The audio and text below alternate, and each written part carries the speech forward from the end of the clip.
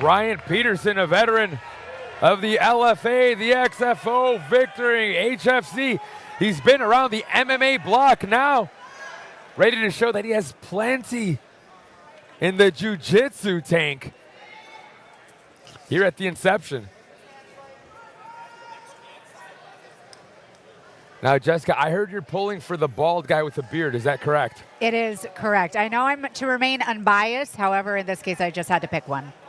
Fair enough. As our expert, I will let you make that pick.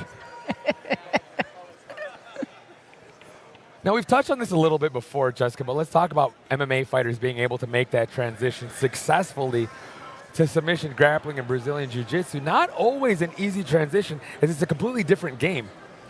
I will say, though, once an MMA fighter is done competing in MMA, they can finally focus in on one sport and give it the attention and respect needed to become successful. They already have the work ethic. They already have the resources. They know what it takes to prepare for one of the toughest sports in the world.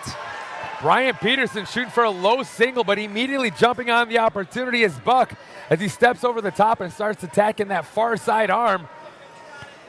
Now looking for the triangle. How many inverted triangles will we see tonight, Jessica? Only kind time will tell. It is kind of impressive. We've seen more inverted triangles than we have standard triangles thus far, which is a rarity to say the least. They're kind of like the unicorn of submissions, and we've just. And this is number 3, I think. This is number 3.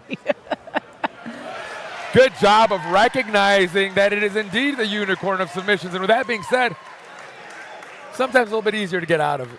Given the dimensions, especially of somebody like Bryant Peterson, that big, thick neck, whether it's an inverted or a regular triangle, it's going to be hard to choke somebody with that sort of physicality. Correct. With that being said, it's also difficult to work with somebody of those dimensions on top of you in side control. Correct again.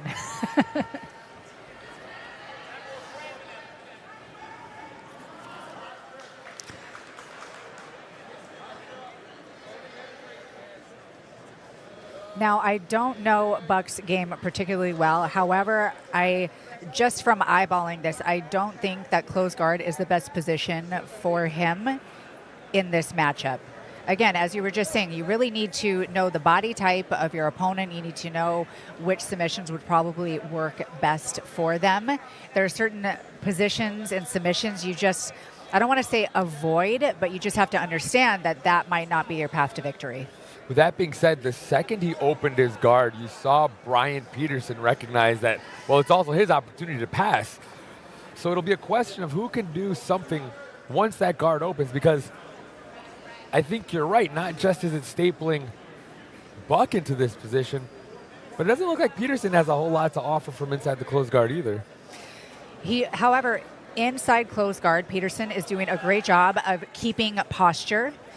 And honestly, Buck is not really moving his hips. As long as that guard is closed, he's going to be limited with his movement. Now, he just opened it briefly, kind of hip scaped out, but then closed it again. I'd like to see him get that knee shield in, start working to kind of get to his knees to get up on top. Looking for a sweep here. I'm not sure if you noticed that, but Peterson took a deep breath and immediately just started passing. Like, enough is enough with this closed guard. But with that being said, there you see Buck coming out of RMMA with Joey Deal in the percolator, Kyle Perkins in his corner. A strong submission game, and it's a triangle. I was wrong. As was I. When I'm wrong, I'm wrong, and I can admit when I'm wrong. I said it's going to be difficult to triangle some of the dimensions of Bryant Peterson, but not impossible. Not if you're Greg Buck, that is. What a finish.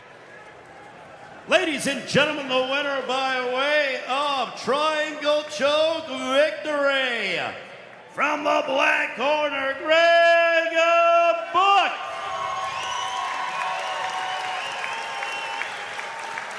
And a round of applause to his opponent, Bryant Peterson.